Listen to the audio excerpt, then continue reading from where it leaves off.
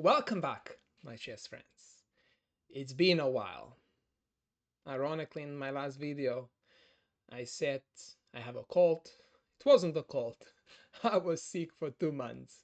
And then summer came and I was very busy with my chess lessons. But here I am. So glad to be back. I missed you all. Let's go. The last piece. Let's talk about the pawn. So the pawn, in terms of sheer size, is actually the shortest, and also considered to be the weakest soldier in your army.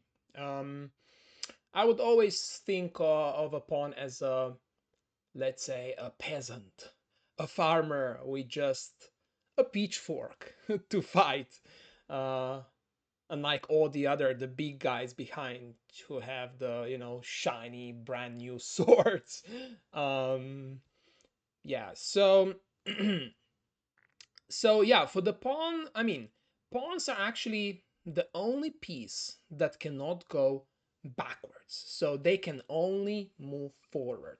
And they are the only piece that capture differently as they move. So yeah, how do they move? So they move one square forward, except when they're on their first turn. So when they're still at home base, they eat well, they drink well, they sleep well, they have the energy to be pushed 2 squares. Yeah? So on their very first turn. So for example, the e pawn, e2 pawn, can advance to e4. Let's say black does the same. And now these two pawns are actually stuck because pawns, they cannot just capture the e pawn, e4 pawn cannot just jump onto the e5 pawn and capture it. Pawns capture forward one square diagonally. So like this. Yeah? So this white pawn cannot move. They cannot capture. The same is actually applies to the black pawn. So these two guys are unfortunately stuck, bumping their head into each other. So let's move on. Now the c pawn moves to c3. Now black goes to d6. And the d pawn advances to d4. And now you see there is possibility, right? The black pawn could capture the white pawn on d4, and he does. And now white can capture back. Yeah. Okay, now you know how the pawns move, you know how they capture. Now let's talk about one of three special moves in chess. So pawns, they may start very weak, but the further down the board they go, the stronger they become. So in chess, even the little guys can become strong and big. Why? What happens when they reach the end? This is something we call a promotion.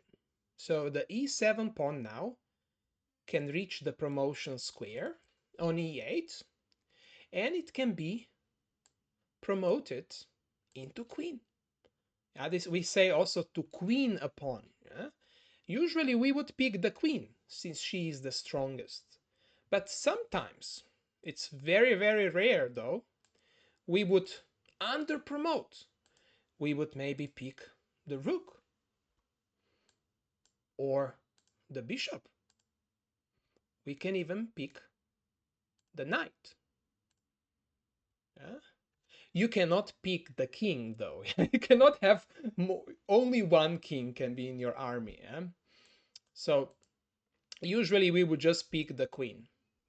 And one final question: how many queens, in theory, can one player have? The answer is 9, right? We have one queen at the beginning of the game, and now let's just pretend, let's imagine every single pawn gets to the end and promotes into queen, then that would be in total, it would net us 9 queens. Yeah, pretty cool. But just like I said, in practice would never happen. Okay, thank you for now. See you in the next video. Bye. Bye bye.